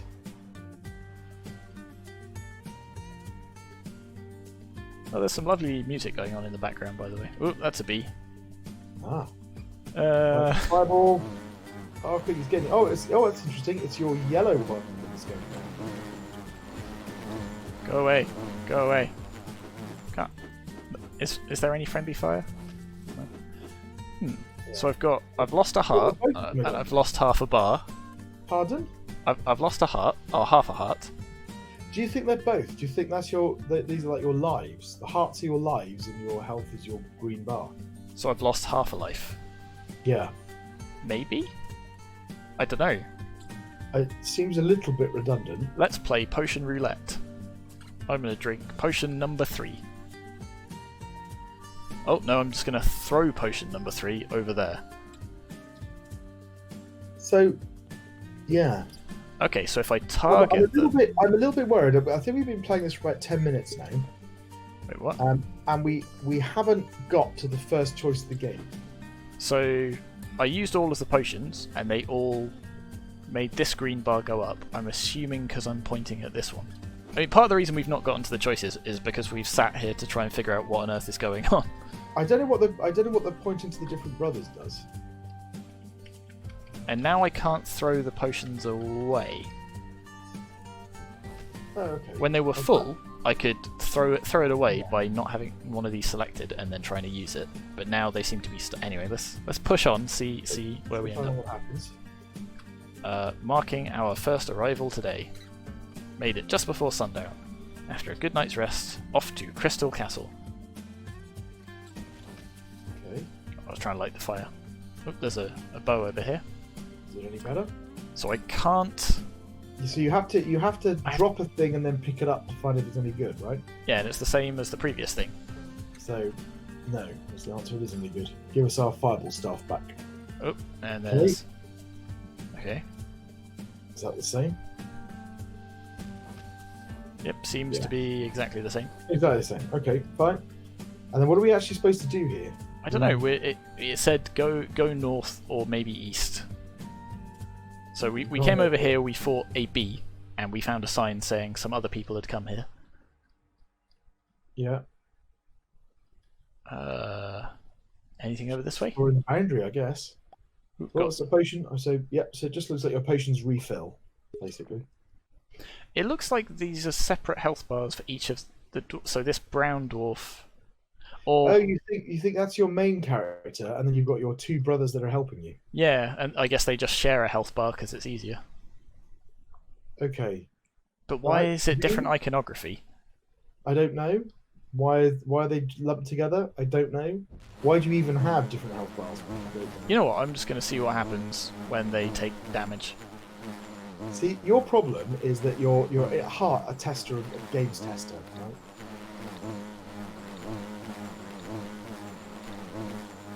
Okay, game over. I like the skulls. The skulls. Are nice. That's really nice, actually. Yeah. Okay, but where will it put you?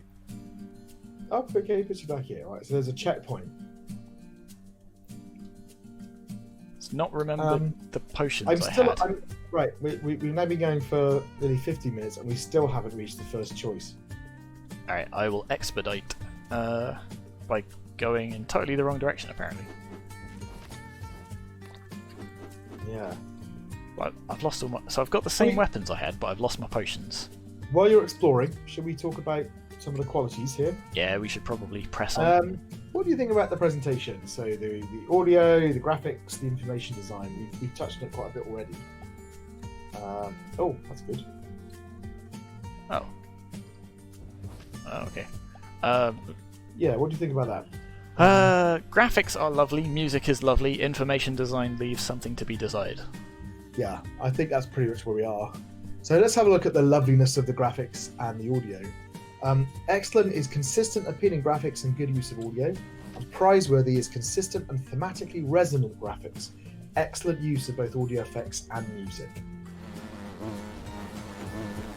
So, what do you think of the music? It's quite nice. So the sort of background music is just a sort of little, just little thing background music, but they're sort of like angry buzzing from the bees as they appear. Yeah. There's a bit of a whoosh as you cast magic. Yeah. 17. I mean, I'm kind of tempted to say that that's somewhere up at the excellent and praiseworthy end, right? The graphics and the audio are really nice. Very nice looking game. All the animations work really well. The interface, which I know is slightly confusing, but it is in the same style. All the interactions are in the same style. The little heads that appear when your brothers talk to you, all that kind of stuff. Beautiful, really nicely done, right? So the information design, satisfactory would be key information is shown, and good would be key information is shown clearly. And the problem is that some of the information is shown clearly. I quite like the thing on the top right. That worked quite well. The thing on the top left, I still don't understand what on earth's going on. I think I've worked it out now, but the fact that I only think I have, and like you say, we've been playing for like 10 minutes at least. So I think that it's probably satisfactory that the key information is shown. Yeah. I think so. Overall, I would say if the graphics and the audio are up, knocking on between excellent and praiseworthy. So I think this is our first choice, by the way. We've got an anthill, and we can smash it. All right. Should we smash it? What context did we get? I don't know. Our brothers don't like ants, I think. Okay.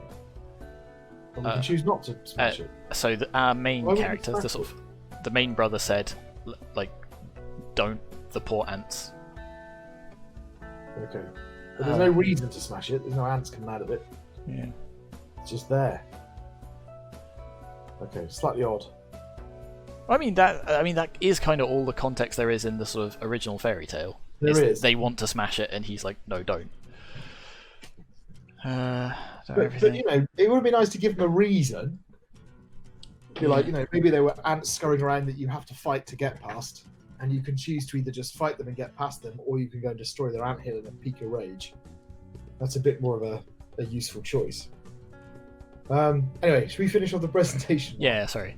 So I think we said the graphics and audio are right at the top, but the key information is down at satisfactory. So it feels to me that we're probably we might still be at the excellent point though. It's just that the reason it's not praiseworthy is because of that information design. I don't know. I don't know if it's quite excellent. Maybe pushing up against it. But things like, for example, the fact that you can't see what a sword is without dropping what's in your inventory and picking it up. You find the information design is just too and you don't have context for necessarily some of these damage numbers, so we don't know how much health these enemies have. That's very true as well. Yeah. All right, so we'll put it between the two, between good and excellent, and the information design is the issue. What about the gameplay? It's alright. Yeah, that's Sculpt. So you've got mechanics wise, you've got normal attack and ranged attack. Is there a reason to use a normal attack? Doesn't seem to be. Other than when you're waiting for your ranged one to charge up. Yeah. So there was just a giant flaming skull that appeared sort of out of... Yeah. Well, you often come across those in the forest. What about the controls? They're fine. Like a little bit... like the fact that you have to sort of swap stuff out like that is a bit clunky. It'd be kind of nice if it was just you walk over a thing and it's, here are the stats, press E to swap kind of thing. What are you doing with that mouse pointer? That's a good question. That seems to be most... Oh wait, no, that's how I'm aiming my thing. Oh, okay. So it does have a use, it's just... Okay. So you... also, sorry, information design again that I'm just going to pick at. The potions. We've no idea what they do, how much they heal, anything like that. No, and they don't seem to have any relevance to the colours of the other bits either.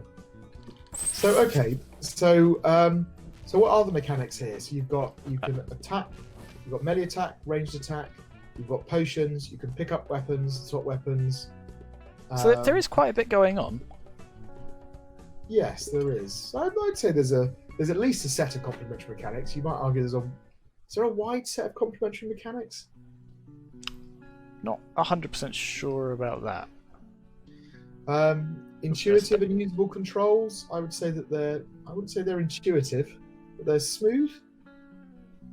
And I think this is a good and meaningful play. Yeah, I think so. It's just not quite above that. And bugs. I mean, it's definitely a complex game. There's a fair bit going on. So the game is playable and is reasonably complex with no obvious bugs. That's an excellent. Yeah, I think that's probably where we are, like as it stands. So again, second choice of the game. Here's a duck. Do we kill the duck or not? What reason do we have for killing the duck? One of them's creeped out by ducks, and the other one thinks it looks delicious. See, why hasn't one of the brothers said to us, if we kill the duck, we can eat it and get some of our health back, right? Or, I don't know. That's it. So it feels like they're sort of trying to do a too faithful recreation of the fairy tale. The thing is, when you adapt something like that for a game, then you need to sort of take into account the medium through which you're telling this story. Yeah. Like because it's an interactive thing and you're sort of posing people this choice, so you can sort of branch your narrative, you need to give them a reason to make that choice. Yeah. Oh, interesting. Oh. He went and just did it anyway. Could you have stopped him? I don't know. I'm not sure how I would have. So, okay. So it's interesting that we were just talking about that, because he's killed the duck, and we have picked up what I can only assume is delicious duck. Yeah. So what happens if you use it? It does give some health back. But that's not told to us beforehand. No. Again, so again, it's where they're falling down is the information design all the time, isn't it? Do you think? So again, this could be totally wrong, but you see how there's this little marker here? Yeah. Do you think if their health was above that, he wouldn't have killed the duck? That's a good question. Let's have a look. Okay. Our game uses a combined trust and health system for the brother characters. Trust is lost when the player disagrees with their viewpoints and can be replenished by using consumable items. Okay, so it's not health, it's trust. So these are trust potions. So yes, you've got health and trust, so that's why it's there. And the choices that you get, so you couldn't make that choice because your trust was too low. Okay. So I really like that, but I wish to God it had been explained. So in the first coursework, and in the first sort of part of this course where we talk about, tutorial levels and things like that, slowly introducing a complex interface part by part is really important. And I think, like, for this game in particular, so it was nice how they sort of forced us to pick up a weapon and then show that we could use the weapon to progress. Yeah. That bit was really cool. If we'd have only had this bit of interface on the screen when we did that, and then sort of slowly built it up when we found a potion and they said, aha, a potion. Yeah. It's like, I think I'll drink this. Don't you trust me, brother? And then this appears, and that kind of thing. And that would have helped a lot. So actually, we've also read a little bit too much into this. So down below it says, we use the illusion of choice in one of the scenes whereby the helpless duck is killed regardless whether the player chooses to do the deed themselves. However, choosing not to commit the deed results in punishing the player by losing the other's trust. So actually, I think that's a shame, right? So we're being attacked by giant ducks now. Rubber ducks. Because what they should be doing is they should be looking at the trust thing and then using that to change the decisions that the player has. So by maintaining trust, it gives you kind of more options. So I think I don't understand why they just decided to make that not a choice. Yeah, make that not a choice. And they could have done a bit more with it. But all right, so it's a lot clearer now what they're actually doing. I am very lost now, Dave. I've no idea where I'm meant to be going or where I am. To help you, let's talk about bugs. I would say this is a reasonably complex game. I thought we'd done bugs. Sorry, I got distracted. And there are no bugs. I don't think we. No, I mean I haven't spotted any. Yeah, I mean, would you say this is of high complexity or? It's a fair bit going on. You've got little cutscenes, well, not little cutscenes, but you've got in and out scenes, you've got nice little dialogue scenes, you've got inventory, different weapons, different opponents. Yeah, I mean, for again, like a prototype such as this, I think there's definitely sufficient complexity that they're showing off. So excellent would be reasonable complex, and prizeworthy would be of higher complexity. Kind of maybe not quite prizeworthy, maybe just a little bit above excellent though. Yeah, I think that sounds fair to me. Okay, so the story engine.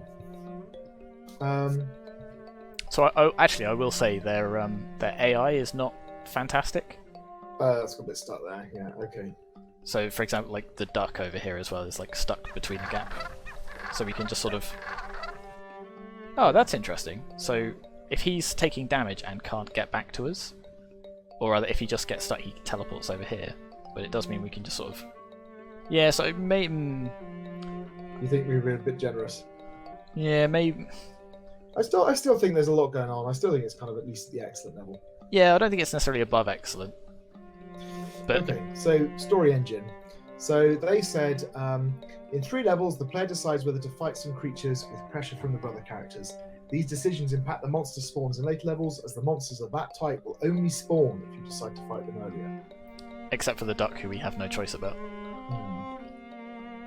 Our game uses a combined trust and health system. Trust is lost when the player disagrees with their viewpoints and can be replenished by using consumable items. The tone of the music reflects the state of the narrative and mood of the environment. Signs, dialogues, and props are used to communicate narrative. As a result of maintaining Brother's trust, Brother One's rage leads to him protecting the player from the boss, acting as an extra life. Okay. How the game world impacts the narrative. Brother One stays with the player in the final stages if the trust level is sufficient. This affects the story. Dialogue is based from the environment, decisions are made in the state of the game, and game mechanics are used by the player to make decisions. So, in terms of the story engine, so it is. So, how is it true that the narrative affects the game? So, I suppose narrative decisions you make mean different bosses, different creatures come into the game to fight. So that's definitely an aspect of that choice. I think the fact that there's just giant floating sort of angry ducks feels. Yeah, it is kind of weird, isn't it? Slightly, what's the word? Disjointed. Cool. Some of these swords are quite a lot better. Do you now actually have a reason to use a melee weapon? Does the melee weapon do a lot more damage than the ranged weapon? So your staff takes a little bit of time to recharge. And some of them move very, very fast. So I guess you can sort of like fire and slash. So I think that the narrative clearly impacts the game. Does the game impact the narrative? How the game world? So they say Brother One stays with the player in the final stages if the trust level is sufficient. No, that's the narrative affecting the game world. They say dialogue is based on the environment, decisions made, and the state of the game. So that is the game world affecting it. But I suppose you get different cues coming up as to where you are, but. Have you seen anything which has changed according to? Oh, the brother said different things to you if you choose not to attack, don't you? Yeah. Bloody hell, that's a lot of bees. A lot of bees. So that's interesting. So I deliberately decided to smash this to get some trust from the brothers, but because they got attacked by the bees so much, they lost a whole bunch of trust. But I can give them this honey that puts them back over the thing. And yeah, okay. And actually, they're making diegetic choices as well, aren't they? Because you made that choice in the game. So I think that's a good example. Okay, the story. So yes, story engine goes both ways. In a similar way to the previous game we saw, though, it's very much a case of some gameplay and then now it is diegetic choice time. Smash the thing or don't smash the thing. So a good would be an effective story engine that's integrated with the game world with choices that go both ways. I think they're definitely there. Excellent would be one integrated with the game world with many examples where the story impacts the game world and is impacted by the events of the game world. There are several examples. It does kind of constantly happen, and it is sometimes just little dialogue choices like the brothers reacting to you, and so I think that actually the story engine here looks pretty good. it's a little bit hard to see because you've got this combined thing of the trust and your choices going on. But That's it the feels to me that it might be up at the excellent level. I don't know. Yeah. Because there's many examples of it going both ways. Yeah, it's definitely that. So I was going to sort of moan about the sort of choice with the duck not being a choice, because it feels like that would be a perfect sort of opportunity to say, yeah, it's a result of this happening. Yes. And it feels like they put that in there specially just so they can say, yeah, look, we did a thing to manage agency rather than it being a good decision for the game. Yeah, I agree. But that is the agency category. In terms of the actual engine itself, like they definitely have an engine that is capable of doing those things. And I think they have lots of examples where they do it. Right? The brothers are constantly commenting on what you're doing. They're constantly giving you feedback and talking to you. And you have multiple encounters where it has a result. So I would say that the story engine is probably the excellent stage. Yeah, fair enough. Agency is what you're talking about, and you are right. So here we're saying, do we have an interactive story? Are there several branching points? Are the choices interesting, and do they manage player agency? So basically, what we have here again is a kind of the first bit is mostly linear, but you get these little choices. Do you fight the ants? Do you fight the ducks? Do you fight the bees? Right, and then you should make your way to a final scene. So one of the things it feels like there's not a consistent direction that I should be going. No, like there's a lot of sort of lost, aren't you? Yeah, I mean, weirdly there is quite a linear path. Yeah, and the reason I know that is because I would definitely get lost if there wasn't. Or maybe there are a bunch of paths that all sort of go in the right direction, but the fact that they sort of say right at the start we should be going east, but then we've gone like north, south, down, around, and that kind of thing. Yeah. Like these branches here, Yeah, it's like, should I be going up this way or should I be going east?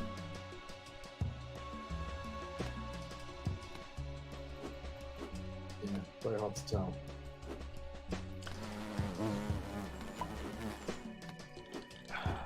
Terrifying. Horrible monsters. Sodding. So at the end, there's a check on your trust, right? And if your trust is low, the brothers run away. And if it's high, only one of the brothers runs away. Right? Okay. But there's no way of... And then you get a little mirror world where the same kind of events play out, but slightly differently according to the number of brothers that you have with you. Bloody hell. What is the benefit of them staying? If they stay, you get an extra life.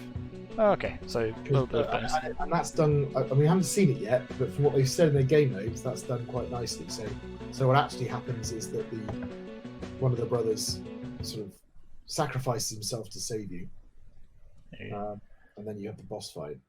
So in terms of agency, little cutscene. I'm not touching the controls right now. They're moving of their own accord.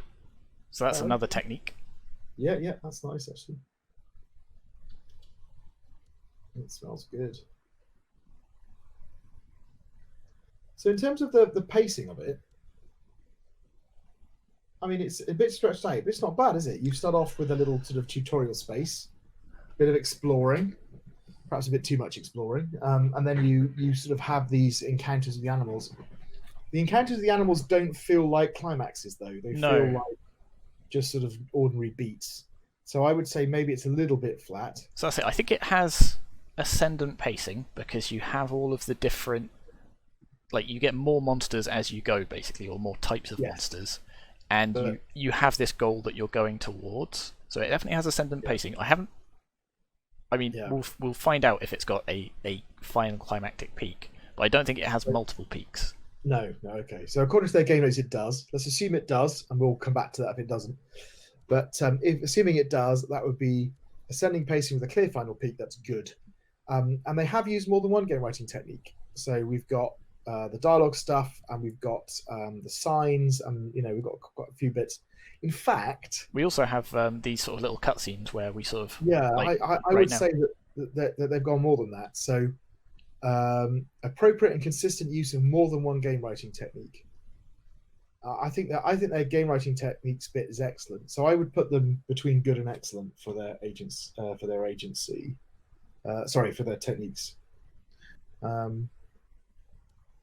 Yeah, we've skipped a few, but yeah, so good and excellent for their techniques. So yes, I've jumped ahead. So we should be doing agency. You dare challenge us, dwarves. Okay, looks like a big thing with lots of. I like that my cursor is jumping around as well. Yeah. Okay, here we get the bit. The only way to save him is to lift the curse. Now run. Run. So. That thing is far too dangerous, even with two of us. If only I had my iron forged axe. Yeah, if only you'd done anything of use throughout this entire game. Yep. Forget the curse if I see that thing again. Alright, so they set up like a giant climactic boss thing, and now we're on a fetch quest. Yes. Hmm. So this is the two brothers going off to explore, right? So now you're controlling the two brothers, while your previous brother is left with the boss. No, he got turned to stone. Yeah. So your other two brothers are now. So I've got. Am I actually going to have to collect 100 of these things? Let's go back to agency. So where were we? So we've got an interactive story. There are several branching points. Are the choices interesting, do you think? No, not really, because of the way they're set up. Yeah, they're just kind of like, yeah, should we kill this thing? Don't want you to kill this thing. And again, I think that's because they're sort of trying to be too faithful to the original story, which is just, should we smash the thing? No, don't smash the thing. I mean, I think although I said they've maybe missed a little bit of an opportunity with that bar to do some interesting stuff with agency, they have tried to manage player agency. Yeah. So they got the kind of fallback structure around each choice. I mean, they're only small, and that part of the game is basically linear. But then you've got this mirror world at the end where you get the different. So you have alternative ways that final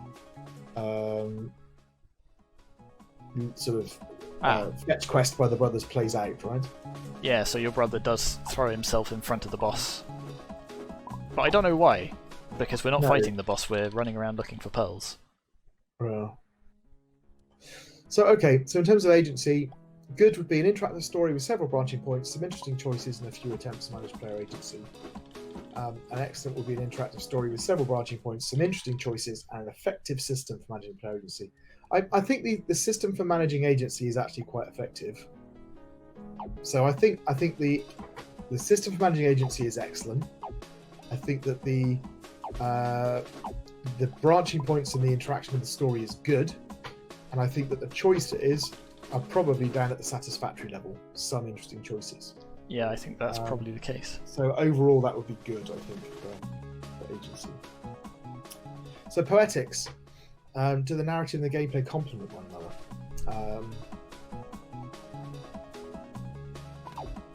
I'm not hugely sure they do, but I'm not also well, sure. They kind of again, it goes back to the sort of the choices and the setup. Because they never tell us that this is our trust bar. Like, it's not a case of, we should let our brothers have their fun by smashing ants, even though it's, So in a way, that's a real shame, because they've actually come up with quite a clever mechanic that kind of is a little bit reflective of the story. Although the story, of course, isn't about maintaining the trust of your brothers. It's actually about stopping them from doing all of those things. Yeah, it's about going against what short-term gain to do something that is morally good, and that comes back and helps you in the end. So we said on a couple of the things it's sort of karmic.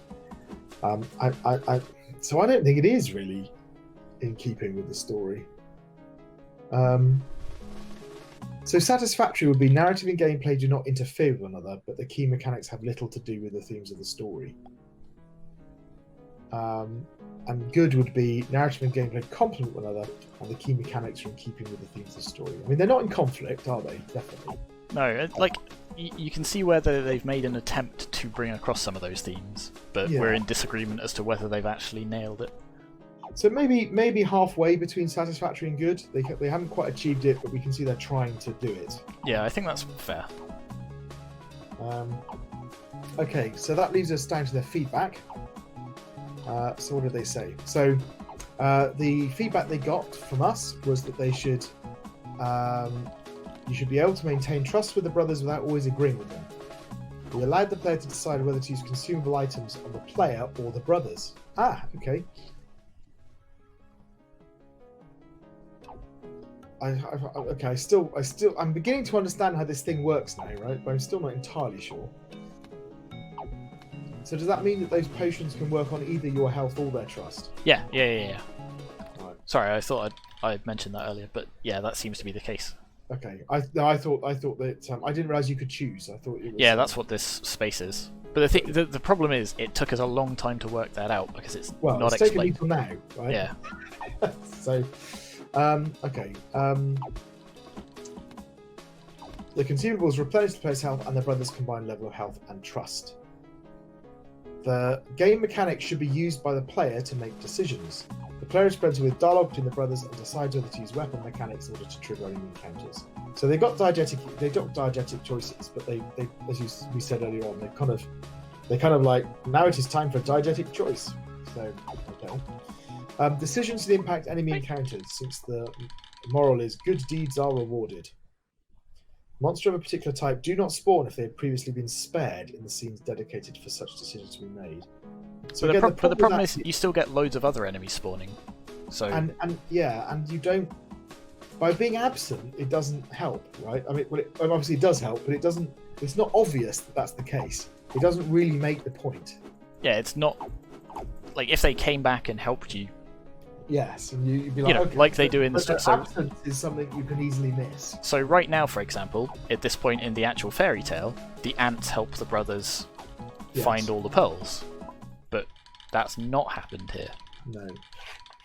So okay, so I think some of those changes are reasonable. So So the thing is, it's so one thing I was going to say is I like the option that you can use a potion on the trust instead. Yeah. Because it's sort of like do a thing out of the goodness of your own heart for your brothers at the expense of not being able to use it on you. But I think when they run out of trust, they you game over as well. Yeah. So it's still just a case of okay, you've just got 2 health bars. So that kind of undermines that bit, unfortunately. So I think that the feedback was articulated. So satisfactory would be feedback was articulated and some changes have been made with partial success. And good would be feedback was articulated and reasonable changes have been successfully made.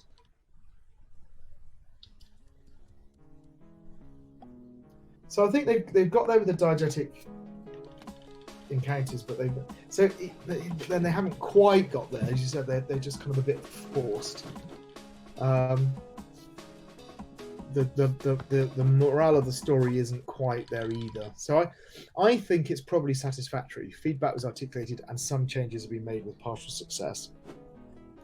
Yeah, I think so. So I think it's a really nice little game, right? I mean, I think it looks great. So this is kind of interesting. Even things like you're in this castle now and they've reduced your range of view by putting that circle around you. That's kind of good as well. There's lots going on. It's a lot of complexity here, and there's quite a lot to like, really. And where it falls, so it's a really good game, but where it falls down a little bit is in the storytelling and the way that your agency influences that story and the kind of choices you've got.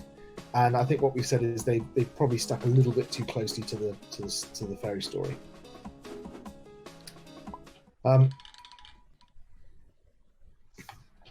Okay. In terms of getting to the end of this game, so I think we have to get all 100 pearls. Yeah. And that's, I mean, I'm at 25 now, or 27 now, and they do stick around between things. So that, again, that kind of undermines the final climax, because at that point it just becomes a grind. Yes. So I'm just sort of finding a couple of pearls each time, dying, and then just doing it again, which is a bit of a shame.